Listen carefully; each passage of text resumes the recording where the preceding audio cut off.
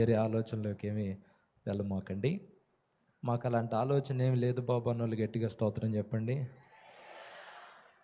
మొత్తానికి మీ స్పందన తెలియజేశారు, సంతోషం. 4 మాటలు చెప్తాను, మనసు పెట్టి నేను చెప్పే మాటల మీద దృష్టి పెట్టండి. ఒక్కసారి బైబిల్లో నుంచి ఒక వచనాన్ని మనం చూద్దాం. మత్తయి సువార్త 23వ అధ్యాయము 37వ వచనం 3వ లైన్ నుంచి మనం చదువుకుందాం. మత్తయి సువార్త 23వ అధ్యాయం 37వ వచనం 3వ లైన్ నుంచి నేను చదువుతాను, చూడండి. కోడి తన పిల్లలను రెక్కల క్రిందికి ఎలాగో చేర్చుకొనునో అలాగే నేనును నీ పిల్లలను ఎన్నో మార్లు చేర్చుకొనవాలని ఇంటిని గాని మీరు వల్లకపోతిరి. చాలు. ఈ లేఖనం ద్వారా దేవుడు మనల్ని దర్శించును గాక.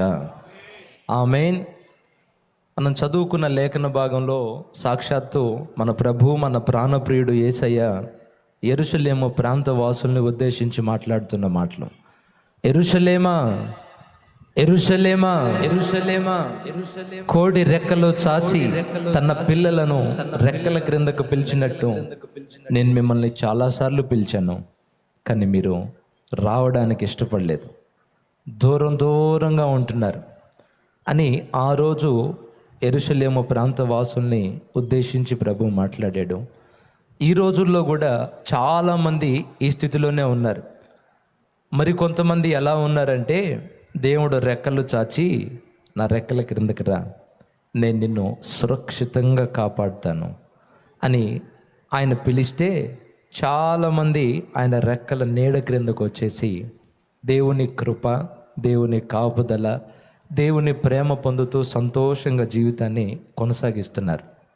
ఏమండి, క్రీస్తుకు బయట, యేసుకు వెలుపల ప్రతి మానవుని జీవితం చాలా దుర్భరమైన పరిస్థితి. సంతోషం, సమాధానం, ఆనందం, నెమ్మది ఏమీ ఉండవు. యేసుకు బయట చాలామంది ఈ భూమి మీదనే నరకాన్ని అనుభవించిన వాళ్ళు ఉన్నారు. నా మట్టుకు నా జీవితంలో ప్రభువుకి దూరంగా ఉన్నప్పుడు నరకయాతను అనుభవించిన పరిస్థితులు ఉన్నాయి. మీ జీవితాల్లో కూడా ఒకప్పుడు యేసుకు వెలుపల మీరు ఉన్నారు, యేసుకు బయట మీరున్నారు. ఒకానొక సమయంలో ప్రభు మిమ్మల్ని పిలిస్తే ఆయన రెక్కల నీడ క్రిందకి వచ్చేశారు. ఈరోజు దేవుని కృప పొందుతూ ఆనందంగా, సంతోషంగా ముందుకు కొనసాగుతూ వెళ్తున్నాం. ప్రతి మానవుని జీవితం యేసుకు బయట ఉంటే ఈ భూమి మీదనే నరకం చూసే పరిస్థితి ఉంటుంది. ఒక్కొక్కరిని లేచి నిలబెట్టి అడిగితే యేసుకు బయట, యేసుకు లోపల నీ జీవితం ఏంటి అని అడిగితే బోలెడంతమంది ఎన్నో సాక్ష్యాలు చెప్తారు. ఈరోజు ఒక కుటుంబాన్ని గురించి క్లుప్తంగా 2 మాటలు చెప్తాను. యేసుకు బయట ఉన్నప్పుడు వాళ్ళ జీవితాలు ఎలా ఉన్నాయి, యేసు లోనికి వచ్చిన తర్వాత వాళ్ళ జీవితాల్లో ఎలాంటి మార్పులు కలిగాయని కొన్ని మాటలు చెప్తాను. అదొక మారుమూల పల్లెటూరు ప్రాంతం అండి. అక్కడ ఉన్న వాళ్ళందరూ వ్యవసాయం చేసుకుంటూ దాని మీద వచ్చే ఆదాయంతో బ్రతుకుతూ ఉంటారు. ప్రతి ఏటా పంటలు బాగానే పండేయి. ఏం జరిగిందో తెలియదు, కొన్ని సంవత్సరాలుగా పంటలు సరిగా పండడంలా నష్టాలు వస్తున్నాయి, అప్పుల పాలైపోతున్నారు రైతులు. అక్కడ ఉన్న ఒక కుటుంబం ఒక నిర్ణయానికి వచ్చింది, ఇక్కడే ఉంటే మనం బ్రతకడం కష్టం, ఇక్కడే ఉంటే మనం చనిపోతాం అని వాళ్ళకున్న కాస్త పొలాన్ని అమ్మి, ఒక చిన్న కుటుంబం అండి, ఒక భార్యాభర్త, వాళ్ళకిద్దరు చిన్న పిల్లలు, ఒక అమ్మాయి ఒక అబ్బాయి. ఆ తల్లిదండ్రులు ఇద్దరు ఆ ఉన్న కాస్త పొలాన్ని అమ్మి ఆ డబ్బు చేతిలో పెట్టుకొని పట్టుకూటి కొరకు, బ్రతుకు తెరువు కొరకు ఆ ఊరు వదిలిపెట్టి వేరే ఊరు ప్రయాణమై వెళ్తున్నారు. ఏదో ఒక పట్టణం వెళ్ళి కూలీ నాలి చేసుకొని బ్రతుకుదాం, ఇక్కడ మనం వ్యవసాయం చేసుకొని బ్రతకలేమని నిర్ణయించుకొని వాళ్ళు ఆ ఉన్న ఆ కాస్త పొలాన్ని నమ్మి డబ్బు చేత పట్టుకొని ప్రయాణమై వెళ్తున్నారు. వాళ్ళు ట్రైన్ ఎక్కారు, రైల్వే స్టేషన్కి వెళ్ళారు, టికెట్ తీసుకున్నారు, లగేజీ సర్దుకున్నారు. ఆ నలుగురు, 2 చిన్నపిల్లలు, 2 తల్లిదండ్రులు రైల్వే స్టేషన్కి వెళ్ళి టికెట్ తీసుకొని ట్రైన్ ఎక్కారు. అయితే లోపల కూర్చోవడానికి ప్లేస్ లేదు, జనం కిక్కిరిసిపోయి ఉన్నారు. అందుకని వాళ్ళకు చోటు లేక మనం ట్రైన్లో ఎక్కుతాం చూడండి, భోగికి ఎంట్రన్స్ ద్వారాలు ఉంటాయి కదా, అక్కడ ఇరుక్కొని నలుగురు లగేజీ పెట్టుకొని కూర్చున్నారు. ప్రయాణం మొదలైంది. 2-3 రోజులు ప్రయాణం, అది 2-3 రోజులు పోతుంది. వాళ్ళు చాలా దూరం ప్రయాణం పెట్టుకున్నారు. అయితే అక్కడ వాతావరణం కరెక్ట్గా లేక వచ్చిపోయే వాళ్ళు, ఆ బాత్రూమ్లు ఉంటాయి, అక్కడున్న కాలుష్యం వల్ల అక్కడే తింటాం, అక్కడే బాత్రూమ్లు పక్కన. మొత్తానికి ఏం జరిగిందో తెలియదు. ఆ ఇంటి యజమానుడు రోగగ్రస్తుడైపోయాడు, సడన్గా బలహీన పడిపోయాడు. ఏం జరుగుతుందో అర్థం కావట్లేదు. అక్కడున్న రైల్వే అధికారులకి ఆ తల్లి పోయి చెప్పింది, అయ్యా మా ఆయన పరిస్థితి బాగోలేదు, ఒకసారి చూడండి అని అంటే, రైల్వే అధికారులు వచ్చి ఆ నలుగురిని బయటికి దించి ఆ రైల్వే స్టేషన్లో డాక్టర్లను పిలిపించి చెకప్ చేయిస్తే ఏమని రిపోర్ట్ వచ్చిందంటే, అతనికి కలరా వ్యాధి సోకింది. ఏ వ్యాధి? కలరా వ్యాధి. ఆ మధ్య కరోనా వచ్చింది చూడండి. కరోనా వస్తే ఎంత భయపడిపోయామో, ఆ రోజుల్లో కలరా వస్తే అంత భయపడిపోయేవాళ్ళు. అది కూడా అంటువ్యాధే. డాక్టర్లు చెక్ చేసి ఇతనికి కలరా సోకింది, ఇక ఇతను మనుషులతో ఉండకూడదని, ఆ స్టేషన్ ఏదో కూడా వాళ్ళకి తెలీదు. అతనికి కలరా వచ్చిందని తెలిసిన తర్వాత వెంటనే అతన్ని తీసుకెళ్ళి క్వారంటైన్లో పెట్టారు. అతను తీసుకెళ్ళి ఏదో ఒక షెడ్లో పెట్టేశారు, కాంపౌండ్ ఉంది. భర్తను బట్టికి లోపలికి తీసుకెళ్ళి ఆ భార్య పిల్లల్ని వదిలేశారు. భార్య అంటది, ఏమండి ఈ ఊరిలో మాకు తెలిసిన వాళ్ళు ఎవరు లేరు, మా ఆయనతో పాటు ఆ మంచం పక్కనే మేము ఉంటాము, మమ్మల్ని లోపలికి పంపించండి అంటే డాక్టర్లు చెప్పారమ్మా, నీకు తెలియంది ఏముంది, మీ ఆయనకు వచ్చింది, నీ భర్తకు వచ్చింది కలరా. అక్కడే ఉంటే నువ్వు బలహీనపడతావు, పిల్లలు బలహీనపడతారు, మొత్తం చచ్చిపోతారు. కాబట్టి నిన్ను లోపలికి పంపించాం, ఎక్కడో నువ్వు దిక్కున్న చోట పోయి ఉండి తర్వాత రా అంటే, ఎంత బతిలాడినా ఆమెను లోపలికి పంపించలే. ఊరు కాని ఊరు. ఆ దేశంలో మంచు భయంకరంగా పడుద్ది.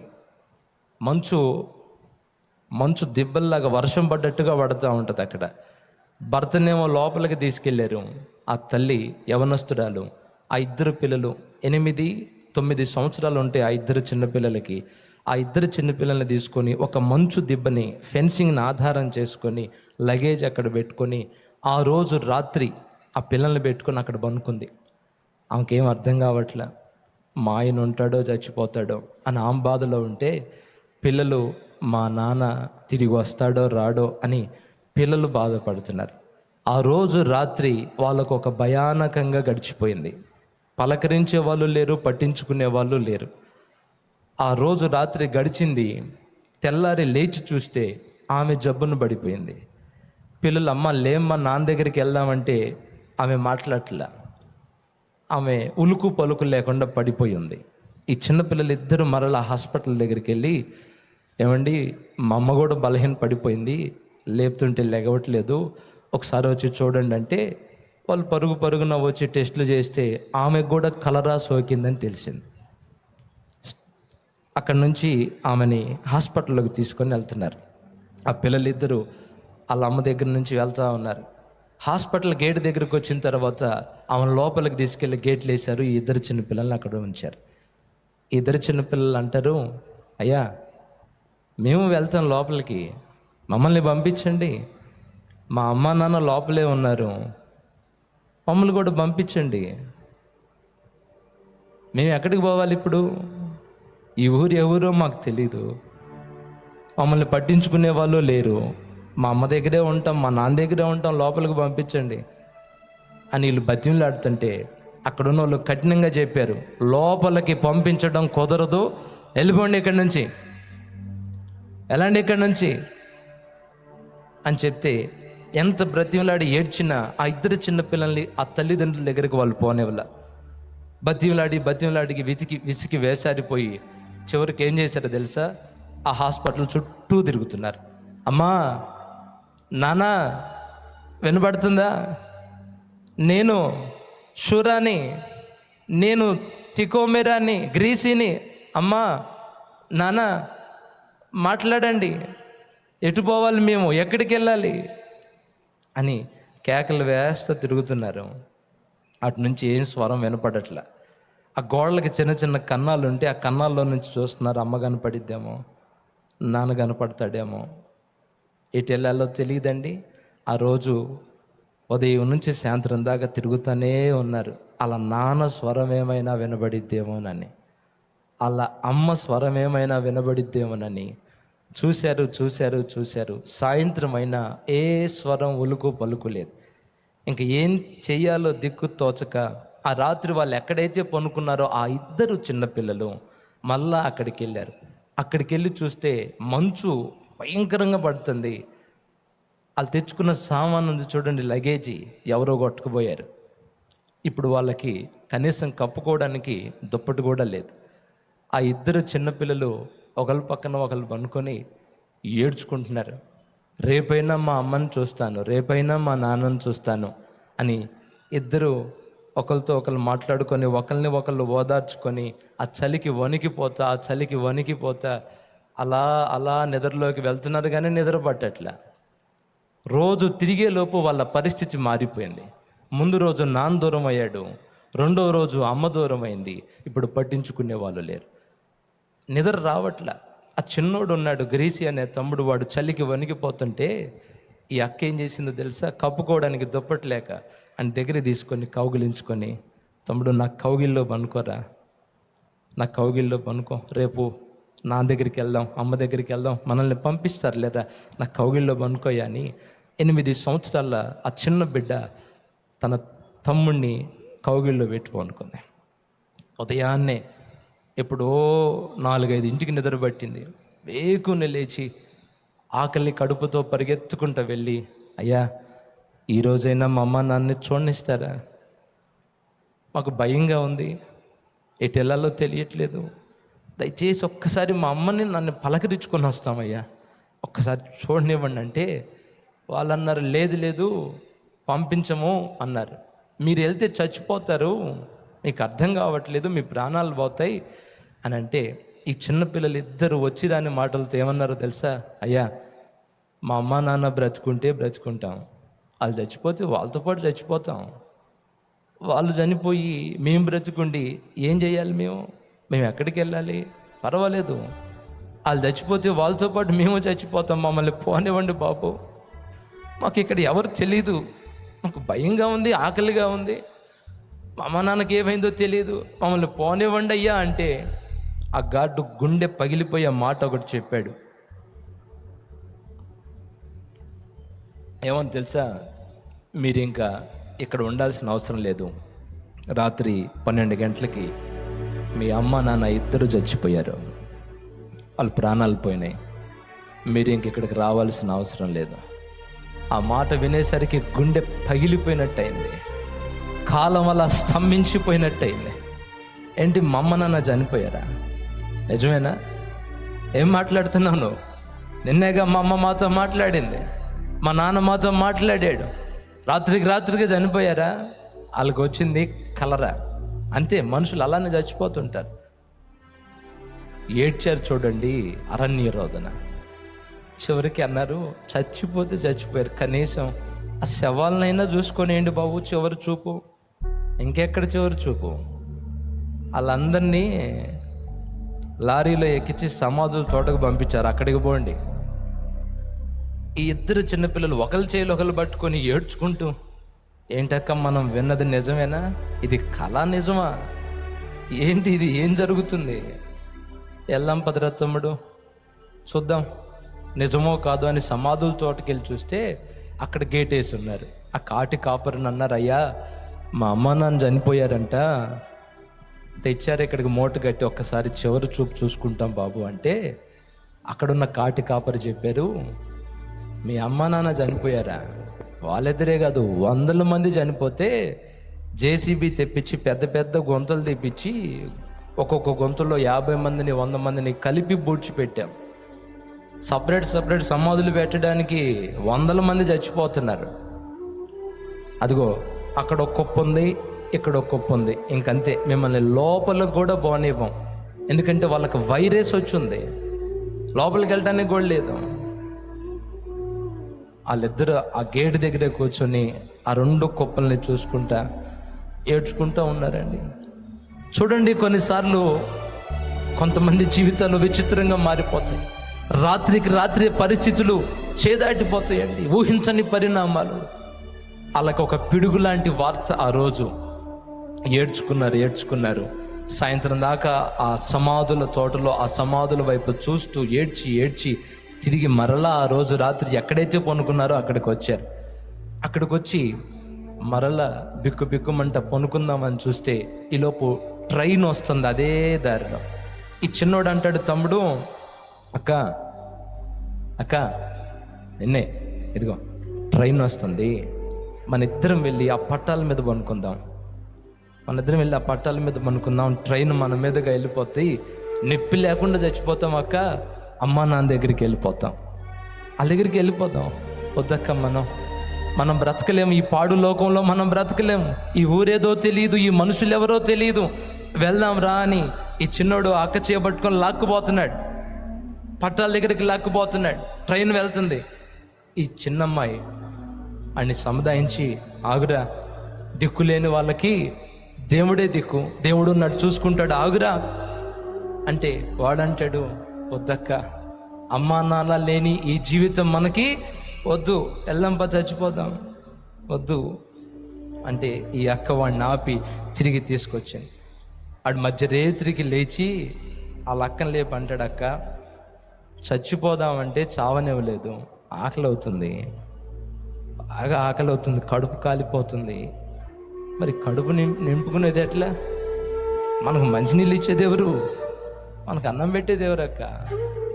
మంచిగా ట్రైన్ పోయింది, ఎప్పుడు వచ్చిందో తెలియదు, రాత్రే అప్పుడే చచ్చిపోయి ఉండేవాళ్ళం, ఆకలి అవుతుంది బాగా, ఏం చేయమంటావు? అరే ఉదయాన్నే లేచి ఏదో ఒక ఊరిలోకి వెళ్ళి అడుక్కుందాంరా, 4 బ్రెడ్ ముక్కలు ఇస్తారు, ఎవరో ఒకళ్ళు తిని కడుపు నింపుకుందాంరా, ఈ రాత్రికి రా, నా కౌగిళ్ళు వనుకోరా చిన్నోడా, ఓర్చుకోయా అన్న చిన్నపిల్ల వాడిని కౌగిల్లోకి చేర్చుకొని అలా వనుకున్నారు. ఉదయాన్నే లేచి చూస్తే వాళ్ళు లేచేలోపు ఒక ఆఫీసర్ వచ్చి ఉన్నాడు. అక్కడ వచ్చి అంటాడు, ఎవరు మీరు, ఇక్కడ ఎందుకున్నారు? వాళ్ళు చూసి భయపడిపోయారు. ఇతను ఎవరు బాబు, ఏం చెప్పాలో అర్థం కాల. తర్వాత అతను గట్టిగా అడిగితే జరిగిందంతా చెప్పారు. అప్పుడు అతను అన్నాడు, మిమ్మల్ని తీసుకెళ్ళి హాస్టల్లో వేస్తాం, అక్కడ మీకు భోజనం బట్టలు అన్నీ ఉంటాయి, వస్తారా అంటే వస్తాము అన్నారు. అయితే ఏం చేశారో తెలుసా, ఆ ఇద్దరిని తీసుకెళ్లే దారిలో ఇంకొక వ్యాన్ వచ్చింది. ఒక వ్యాన్లో ఈ అబ్బాయిని ఎక్కించారు, ఇంకొక వ్యాన్లో ఆ అమ్మాయిని ఎక్కించారు. ఎక్కిస్తుంటే ఈ చిన్నోడు అంటాడు, ఏంటి మా ఇద్దరిని ఒక దగ్గర ఉంచరా? కాదు, లేడీస్ హాస్టల్ వేరు, జెంట్స్ హాస్టల్ వేరు, సపరేటు.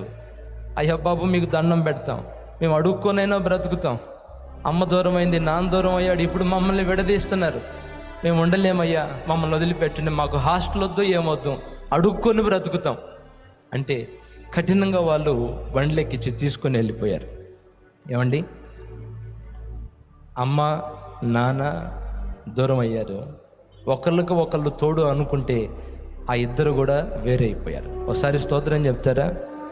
గట్టిగా చెప్తారా? ఆ అమ్మాయిని తీసుకెళ్ళి ఒక హాస్టల్లో వేశారు, ఈ అబ్బాయిని తీసుకెళ్ళి ఇంకొక హాస్టల్లో వేశారు. అక్కడికి వెళ్ళి చూస్తే పరిస్థితులు భయానకంగా ఉన్నాయి, వాతావరణం అంతా వేరుగా ఉంది. గంజాయి బ్యాచి, సారాయి బ్యాచి, డ్రగ్స్ తీసుకునే వాళ్ళు, దొంగతనాలు చేసే వాళ్ళు ఉన్నారు. అక్కడ తల్లిదండ్రులు లేరు కదా, అలాంటి వాళ్ళు ఉన్నారు. ఆ చిన్నోడికి అక్కడ ఉండబుద్ధి కాక ఆ రోజు రాత్రి అర్ధరాత్రి అందరూ పనుకున్న తర్వాత గోడెక్కి దూకి అటు పారిపోతున్నాడు. అక్కడి నుంచి ఎలా పరిగెడుతున్నాడంటే వెనక్కి తిరిగి చూస్తే వాళ్ళు వచ్చి పట్టుకొని వెళ్తారేమోనని వెనక్కి చూడకుండా వెళ్ళిపోతున్నాడు. వాడు పరిగెత్తి దూరంగా ఒక అడవి దగ్గరికి వెళ్ళి ఒక పొదల చాటును పనుకున్నాడు. మధ్య రేత్రిలో ఎవరో వచ్చి వాడిని తట్టి లేపి, ఎరా హాస్టల్లో పెడితే పారిపోతావా, దొరికావు పద, నేను తీసుకెళ్ళి హాస్టల్లో వేస్తాం అని కొంతమంది వచ్చి లేపి వాడిని తీసుకెళ్తుంటే, వద్దు నేను రాను, నేను ఎక్కడే ఉంటాను, నన్ను వదిలేయండి అని ఉలిక్కి పడతా లేచాడు. అమ్మో ఇది కళ, నిజం అనుకున్నాను అని ఆ అర్ధరాత్రి లేచి మళ్ళా పరిగెత్తి మరలా చాలా దూరం వెళ్ళి 8 సంవత్సరాల కుర్రోడు, చిన్న పిల్లోడు అండి, పరిగెత్తుకుంటూ వెళ్ళి పనుకున్నాడు. ఆ రాత్రి గడిచింది. ఉదయాన్నే కొంతమంది విచిత్రమైన బట్టలు కట్టుకొని గన్నులు తీసుకొని వచ్చి వాడిని లేపారు. లే, ఎవరు నువ్వు, ఎక్కడేం చేస్తున్నావు, వాళ్ళని చూసి భయపడిపోయాడు. ఆ గన్నులు చూసి గుండె జారిపోయింది. కాల్చి చంపేస్తారా ఏంటి వీళ్ళు అని వాళ్ళకి జరిగిందంతా చెప్తే, నీకు భోజనం పెడతాం, నీకు బట్టలు ఇస్తాం, మాతో పాటు వస్తావా, బాగా ఆకలి అవుతుంది, వస్తానన్నాడు. సరే వాళ్ళతో పాటు వెళ్ళాడు. వెళ్ళిన తర్వాత ఆ చిన్నోడికి ఏమర్థమైందో తెలుసా? వాళ్ళు బందిపోటు దొంగలు అని అర్థమైంది. ఏమర్థమైంది? వాళ్ళు బందిపోటు దొంగలండి. ఈ చిన్నోడిని తీసుకెళ్ళి వాడికి అన్నం పెడితే వాడు ఉపయోగపడతాడని వాళ్ళు తీసుకెళ్ళి వాడికి దొంగతనాలు చేయడం నేర్పించారు. ముందు ఆహారం పెట్టారు, బట్టలు ఇచ్చారు, వాడికి దొంగతనాలు చేయడం నేర్పించాడు. వాడు యువకుడు అయ్యాడు. వాడు కూడా ఆ దొంగలందరిలో ముఠా నాయకుడు అయ్యాడు. ఒక టీంకు వాడు నాయకుడు అయిపోయాడు. మంచి చమత్కారంగా దొంగతనాలు చేయటం, మాటుగాసి వచ్చే దారిలో మనుషుల్ని చంపి వాళ్ళ దగ్గర ఉన్న వస్తువులను దోచుకోవడంలో మంచి పనోడైపోతే వాడిని ఒక టీంకి వాళ్ళు నాయకుల్ని చేశారు. రోజులు గడుస్తున్నాయి. ఒక 18-19 ఏళ్ళ వయసు వచ్చినప్పుడు మంచి యవన ప్రాయంలో దొంగతనాలు చేస్తా, మనుషుల్ని చిత్రవద చేస్తా బ్రతుకుతున్నాడు. ఇక కొద్ది మాటలు చెప్పి ముగిస్తాను. ఒకరోజు ఒక ఇద్దరు బాటసారులు అటు వెళ్తుంటే ఈ ముఠా వెళ్ళి వాళ్ళని కొట్టి వాళ్ళ దగ్గర ఉన్న వస్తువులన్నీ దోచుకున్నారు. దోచుకున్న తర్వాత వాళ్ళిద్దరు అన్నారు, అయ్యా మా దగ్గర ఉన్నవన్నీ తీసుకున్నారు కదా, మమ్మల్ని వదిలిపెట్టండి, మా ప్రాణాలు తీమాకండి. అంటే వీళ్ళల్లో వీళ్ళు మాట్లాడుకొని వీళ్ళని వదిలేస్తే మనల్ని కేసులు పెట్టి అప్పగిస్తారు, వదలకూడదని గన్నులు తీసుకొని దయాదాక్షిణ్యం లేకుండా ఇతన్ని కాల్చి చంపారు. అలా ఇతన్ని కాల్చి చంపారు. వాళ్ళకి భుజానికి సంచులు ఉంటే అందులో ఏమైనా ఉంటాయేమోనని చెప్పి అవి తీసుకొని చూస్తే ఏమీ లేవు, పుస్తకాలు ఉన్నాయి. వాటిలో ఒక 2 పుస్తకాలు ఉన్నాయండి. ఒక దాని పేరు క్రొత్త నిబంధన, ఒక దాని పేరు విశ్వాస యాత్ర. కొట్టు కొట్టు గట్టిగా.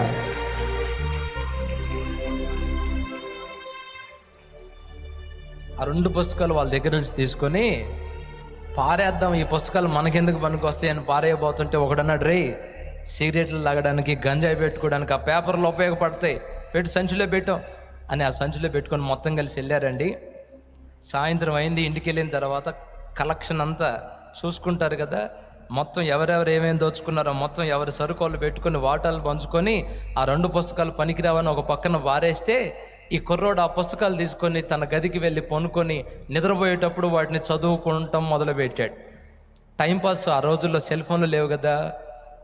వెళ్ళి పొనుకోబోయే ముందు క్రొత్త నిబంధన అనే పుస్తకాన్ని తీసుకొని అసలు ఏముంది ఇందులో అని ఓపెన్ చేశాడు. ఓపెన్ చేస్తే అక్కడ ఏం మాటలున్నాయో తెలుసా? దొంగలు, దోచుకునేవాళ్ళు, రక్షణ మార్గం వాళ్ళు ఎరగరు, వాళ్ళకి మనశ్శాంతి ఉండదు, వాళ్ళకి సంతోషం ఉండదు, వాళ్ళు నరకయాతను అనుభవిస్తారు అనే మాటలు ఉన్నాయి. భయపడిపోయాడు. ఇదేంద్రా తెరవగానే దొంగలని మా సంగతి వచ్చింది ఇక్కడ. భయపడిపోయి మూసాడు. ఇదేంటి మా స్టోరీ వచ్చింది అని మళ్ళా కాసేపు ఆగి మళ్ళా ఓపెన్ చేస్తే కొరింథీ పత్రికలో ఉన్న మరికొన్ని మాటలు. దొంగలు, దోచుకున్నవారు, నరహంతకులు మండుచున్న అగ్నిగుండంలోనికి వెళ్ళి పడతారు. అమ్మో బాబు నాయన, ఇదేదో మంత్రాల పుస్తకంలాగా ఉంది, ఎటు తిప్పి ఓపెన్ చేసినా నా గురించే మాట్లాడుతుంది ఈ పుస్తకం అని భయపడిపోయి మరలా కాసేపు అట్లా పక్కన పెట్టి అసలు ఈసారి ఏమొచ్చిందా అని చెప్పి ఓపెన్ చేస్తే జక్కయ్య స్టోరీ వచ్చిందండి. ఏసయ్య అన్నాడు, జక్కయ్య చెట్టు దిగిరా అని అంటే జక్కయ్య అన్నాడు, అయ్యా నేను దోచుకున్నదంతా, అక్రమంగా నేను సంపాదించిందంతా అందరికీ ఇచ్చేస్తాను, నేను మారిపోతానయ్యా అన్న మాటలు చదివాడు. ఇదేంటి బైబిల్, ఏం పుస్తకం ఇది? అంత మోటా దొంగల గురించే ఉంది, ఏం పుస్తకం ఉంది వీళ్ళ గురించే ఉంది అని మళ్ళా మూసి కాసేపు ఆలోచనలో పడి అసలు ఏంట్రా ఈ పుస్తకం, ఎటు తిప్పినా మా సంగతే వస్తుంది, మా ఫీల్డ్కి సంబంధించిన మాటలే వస్తున్నాయి అని మరలా క్లోజ్ చేసి కాసేపు ఆగిన తర్వాత ఈసారి ఓపెన్ చేస్తే సన్నివేశం ఎక్కడ ఓపెన్ అయిందో తెలుసా? బైబిల్లో యేసయ్య కలువరి సిలువలో ఉన్నాడు. అటొక దొంగ, ఇటొక దొంగ. ఇటు పక్కన్న దొంగ అంటాడు, అయ్యా నీ రాజ్యంలో నన్ను చేర్చుకో. యేసయ్య అంటాడు, నేడు నీవు నాతో కూడా పరదైసులో ఉంది. ఆ మాటలు చదివి తాకబడి ఆ రోజు రాత్రి నిద్రపోలా. ఎప్పుడో లేట్ అయింది, బాగా లేట్ అయిన తర్వాత ఆ కుర్రోడు నిద్రపోయాడండి. లేట్ నైట్ నిద్రపోయి ఉదయాన్నే లెగవల. ఆ టీం సభ్యులు వచ్చి లేపారు, రే ఇల్లే ఏంది ఇంకా పనుకున్నావు, ఇంకా లెగవలేదేంటి, ఎంతసేపు పనుకున్నావు, రాత్రి తాగింది దిగలేదా? ఏంది రాత్రి ఏమైనా ఎక్కువ పుచ్చుకున్నావా? టైం అవుతుంది పదా, మనం దొంగతనాలు చేయాలి అంటే ఆ కుర్రోడు అన్నాడు, నాకు కాస్త ఓపిక లేదు లేరా, ఈరోజు నేను రాలేను అన్నాడు. సరే మనోళ్ళు చలిమంటేశారా, కాసేపు కూర్చుందు కానీ వెళ్ళి ఆ చలిమంట దగ్గర కూర్చుంటే ఆ నలుగురు అంటున్నారు, అడేంట్రా అలా ఉన్నాడు, రాత్రి తాగింది దిగలేదా? ఏంది అంత డల్గా ఉన్నాడు వాడు? రేయ్ ఏంది అలా ఉన్నావు, ఏం డల్గా ఉన్నావు, బాగలేదా? కాదురా, రాత్రి మనం ఇద్దరిని నిన్న చంపి పుస్తకాలు తెచ్చుకున్నామే, ఒక పుస్తకం చదివాను, ఆ చదివిన కాడ నుంచి నాకు నిద్ర లేదు, మనశ్శాంతి లేదు, గలిబిలైపోయాను, అందుకే నాకు రాత్రి అంతా నిద్ర లేదు అన్నాడు. అవునా, ఏం పుస్తకం తీసుకురాపా. అది తెచ్చి చూపిస్తే దాని మీద కొత్త నిబంధన ఉంది. ఆ నలుగురిలో ఒకడు అన్నాడు, అక్కడున్న వాళ్ళు, అరే ఇది యేసు ప్రభువుకు సంబంధించిందిరా, చిన్నప్పుడు మా అమ్మ చర్చికి వెళ్ళేటప్పుడు మా ఇంట్లో ఉండేది, ఇది క్రొత్త నిబంధన పుస్తకం, చర్చికి వెళ్ళే వాళ్ళు తీసుకొని వెళ్తారు, ఇది అర్జెంటుగా దాన్ని తీసుకెళ్ళి మంటల్లో వేయరా. ఎందుకు? వాడిని చూడు ఎంత పని చేసిందో, రాత్రి నిద్ర లేకుండా చేసింది ఆ పుస్తకం, మంటల్లో వేయండి. ఆయన అన్నాడు, అయ్యా మంటల్లో వద్దు, ఈ రోజు నుంచి నేను మారిపోతున్నాను, మీతో పాటు దొంగతనాలు చేయడానికి నేను రాను.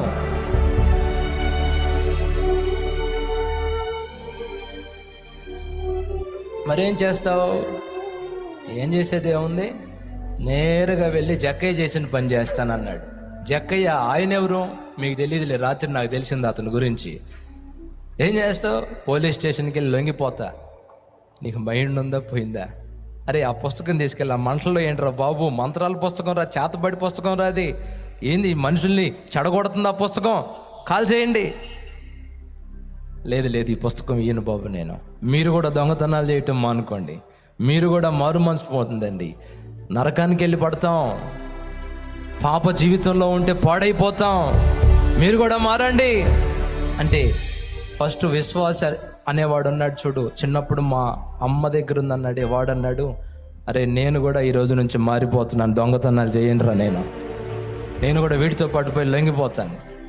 మొత్తానికి ఆ టీంలో ఒక 7 మారు మనసు పొంది గన్నులు బట్టలు వేసుకొని నేరుగా పోలీస్ స్టేషన్కి వెళ్ళారు.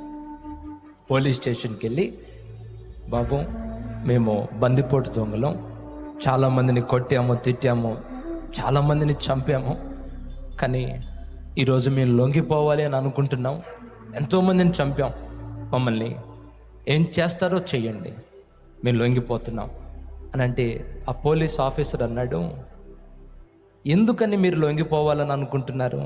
సాధారణంగా మీరేం లొంగిపోరే, కారణం ఏంటంటే రాత్రి ఇదిగో యేసు ప్రభు పుస్తకం చదివాను, ఈ పుస్తకం మాలో మార్పు తీసుకొని వచ్చింది, ఈ పుస్తకం మా జీవితాల్లో పెను మార్పులు కలిగించింది, మేము మారడానికి కారణం నజరేయుడైన యేసు, ఆయన మాట మా హృదయాన్ని బ్రద్దలు చేసింది. మేము నరకం వెళ్ళదలుచుకోవడాలా, మేము పరలోకం వెళ్ళాలి, మేము చేసిన పాపాలు ఒప్పుకుంటున్నాం, మీ ఇష్టం వచ్చింది చేసుకోండి, మా మార్పుకు కారణం ఇదిగో క్రొత్త నిబంధన. మొత్తాన్ని కేసు అంతా రాసుకొని కోర్టులో ప్రవేశపెట్టి జడ్జి గారు స్టోరీ అంతా విని వీళ్ళకి యావజ్జీవ కారాగార శిక్ష విధిస్తున్నాను అన్నాడు. అక్కడున్న ఒక లాయర్ అన్నాడు, ఏమండి వాళ్ళంతటి వాళ్ళు ఒప్పుకున్నారు కదా, క్షమాభిక్ష పెట్టి వదిలేయచ్చు కదా, మనమేం పట్టుకోలేదు కదా, వాళ్ళే వచ్చి లొంగిపోతున్నారు కదా, మారిన వాళ్ళకి ఎందుకండి శిక్ష వేయడం అంటే, లేదు చట్టం ఎవరికి చుట్టం కాదు, శిక్ష పడాల్సిందే, వీళ్ళంతటా వీళ్ళు ఒప్పుకున్నారు కాబట్టి యావజ్జీవం వద్దు, ఒక్క 10 సంవత్సరాలు జైలు శిక్ష అయిపోయింది. తీసుకెళ్ళి వాళ్ళని జైల్లో వేశారు. వాళ్ళు జైల్లోకి వెళ్ళిన తర్వాత ఏమండి, జైల్లోకి వెళ్ళిన తర్వాత కొత్త వాళ్ళు లోపలికి వెళ్తే ఏం అడుగుతారు మీరు చెప్పండి? ఏంది మన కేసు ఏంది, గొంతులు కోసావా, కాళ్ళు ఎర్రగొట్టావా, మానభంగం చేసావా, ఏంటి నీ కేసు, ఏగా అడిగేది, ఇంకేమైనా బాగున్నావా అని అడుగుతారా?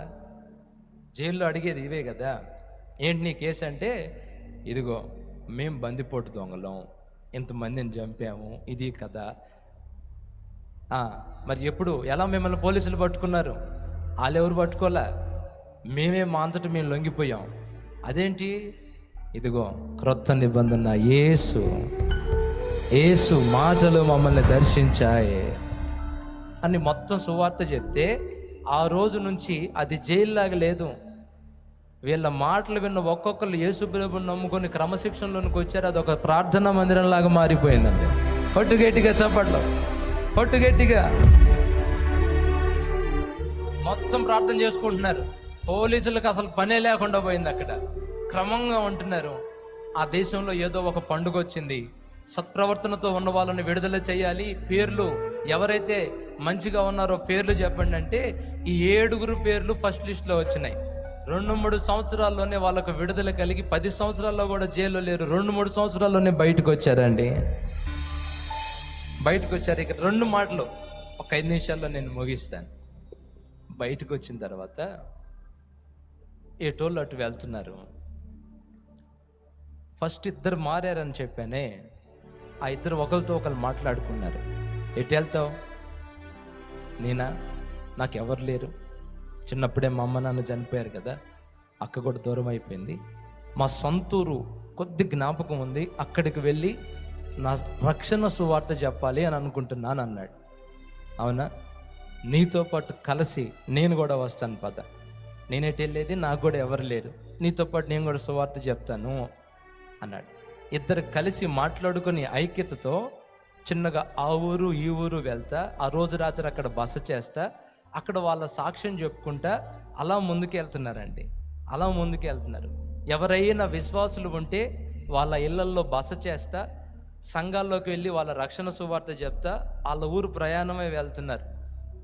అలా ప్రయాణమై వెళ్తూ వెళ్తూ ఒక రోజు రాత్రి ఒక ఊరికి వెళ్ళి ఆ ఊరిలో ఏమని అడిగారంటే, అయ్యా ఇక్కడ ఎవరైనా యేసు ప్రభువుని నమ్ముకున్న కుటుంబం ఉందా అంటే, ఊరు చివర ఒక ఇల్లు ఉంది, అక్కడ యేసు ప్రభువుని నమ్ముకున్న ఒక అమ్మాయి ఉంది, ఆ ఒక్కిళ్ళేనయ్యా మా ఊర్లో యేసు ప్రభువుని నమ్ముకున్న వాళ్ళు అంటే నేరుగా ఆ రోజు రాత్రి ఆ ఇంటికి వెళ్ళారు. అక్కడ చీకటి పడుతున్న ఆ సమయంలో ఒక యవనస్తురాలు ఇల్లు ఉడ్చుకుంటా శుభ్రం చేసుకుంటా ఉంటే వీళ్ళు ఎదురెళ్ళి, అమ్మ వందనాలు తల్లి. ఎవరు కొత్త వాళ్ళు వందనాలు చెప్తున్నారండి? వందనాలండి అంది. మేము ఇలా విశ్వాసులు యేసు ప్రభువుని నమ్ముకున్నాం, ఈరోజు రాత్రి మీ ఇంట్లో ఉండటానికి ఏమైనా చోటు ఉందా అంటే, యేసు నామంలో మా ఇంటికి వచ్చే ప్రతి ఒక్కరికి మా ఇంట్లో చోటు ఉంది, మీరు ఉండవచ్చు, మేము భోజనం పెడతాం. ఎందుకు చప్పట్లు కొట్టారు? ఏదో మీకు అనిపించింది. సరే, ఇంట్లోకి వెళ్ళారు. ఆమె టీ పెట్టించింది, ఆ లాయన్ని పిలిచింది. ఆ ఇంట్లో 2 చిన్నపిల్లలు ఉన్నారు, వాళ్ళు ఒక 4 కుటుంబం. మీకు భోజనం ఏర్పాటు చేస్తానని ఆ సోదరు వెళ్ళి భోజనం ఏర్పాటు చేసి ఆ సాయంత్రం వాళ్ళ ముందుకు తెచ్చి పెట్టింది. వాళ్ళ నలుగురు వీళ్ళిద్దరు కూర్చొని భోజనం చేస్తా ఆ ఇంటి యజమాని అడిగాడు, ఎవరు మీరు, ఎక్కడి నుంచి వచ్చారు అంటే వాళ్ళ సాక్ష్యం అంతా చెప్పారు. అప్పుడు ఆయన అన్నాడు, అంటే నీకు ఎవ్వరు లేరా, పుట్టుక నుంచే నువ్వు అనాథవా అని అతను అడిగితే అతను చెప్పాడు, ఆ కుర్రోడు, లేదండి ఇట్లా ట్రైన్లో వెళ్తుంటే మా నాన్న కలరా వచ్చింది, మా అమ్మకి కలరా వచ్చింది, ఆ తర్వాత వాళ్ళు చనిపోయారు, మా అక్క నేను ఉంటే మమ్మల్ని దూరం చేశారు, మా అక్క కూడా ఎప్పుడో చచ్చిపోయి ఉంటుంది, ఆమెను ఎవరో కాజేసి ఉంటారు, నేను ఒక్కడనే మిగిలిపోయాను అని ఆ మాటలు చెప్తుంటే ఎదురు కూర్చున్న సోదరుంది చూడండి, వింతగా చూస్తా కళ్ళమ్మటి కన్నీళ్లు రాలుస్తుంది. ఎందుకో తెలుసా? ఏడుస్తా ఏమని పిలిచిందో తెలుసా? రేయ్ గ్రేసీ, నువ్వేనా?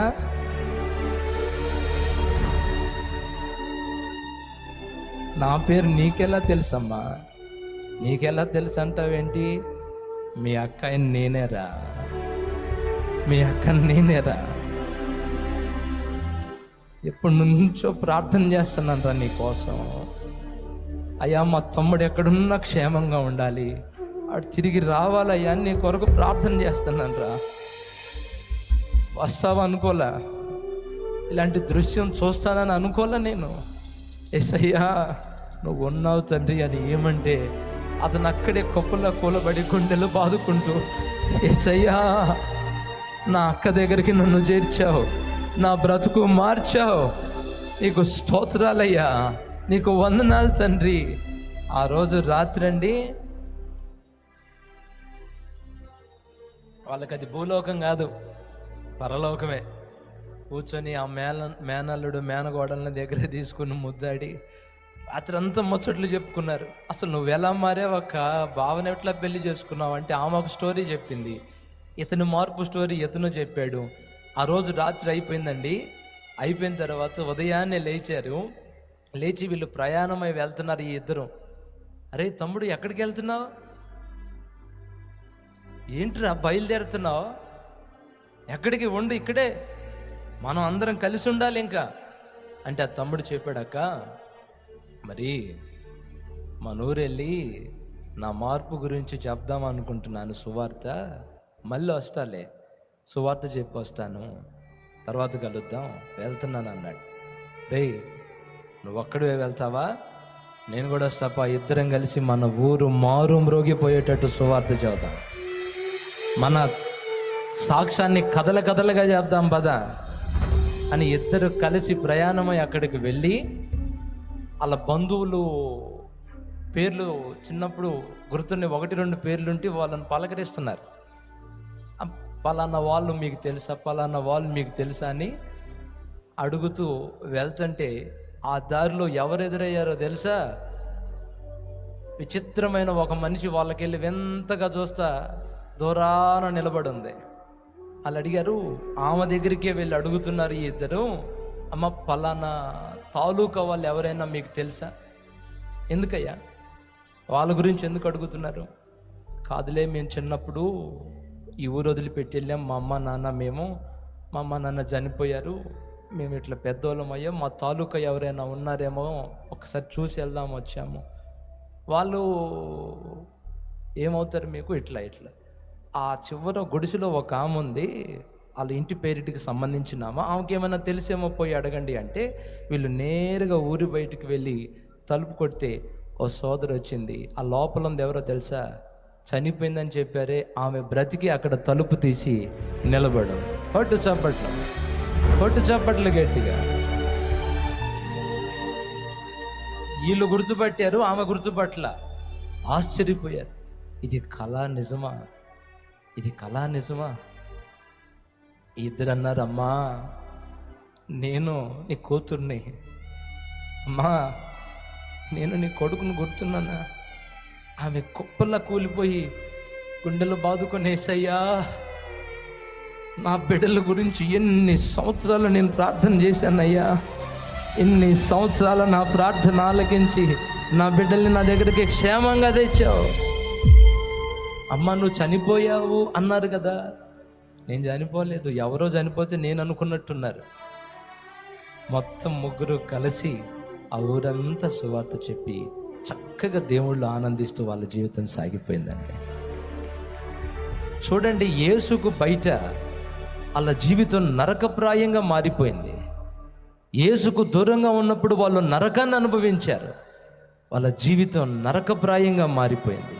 ఎప్పుడైతే ఆ కుర్రోడు యేసు ప్రభు మాటలు విని మార్చుకొని యేసయ్యని తన హృదయంలోకి చేర్చుకున్నాడో ఆ రోజు అతని జీవితంలో పండుగ మొదలయ్యింది. కోల్పోయిన తన వారందరినీ తిరిగి దేవుడు తన దగ్గరికి చేర్చాడు. తన జీవితం, తన కన్నీళ్లు ఆనంద నాట్యంగా మారిపోయేటట్టు నా దేవుడు చేశాడు. దేవునికి మహిమ కలుగునుగాక. ఈరోజు ఎవరైనా పాప జీవితంలో ఉంటూ పాప శాప బంధకాలతో తరమబడుతూ, మరణం నిన్ను తరుముతుంది, రోగాలు నిన్ను తరుముతున్నాయి, మాంత్రిక శక్తులు నిన్ను తరుముతున్నాయి, యేసు రెక్కలు చాచి నిన్ను పిలుస్తున్నాడు, రా రా, కోల్పోయిన నీ సమస్తాన్ని నేను నీకు తిరిగి తీసుకొచ్చి ఇస్తాను, పాడైపోయిన నీ అవయవాలను నేను తిరిగి బాగు చేస్తాను, మరణాన్ని నీ నుండి దూరం చేస్తాను, రా రా. కోడి తన పిల్లలను రెక్కల క్రిందకు పిలిచినట్లుగా నేను పిలుస్తున్నాను, రండి రండి.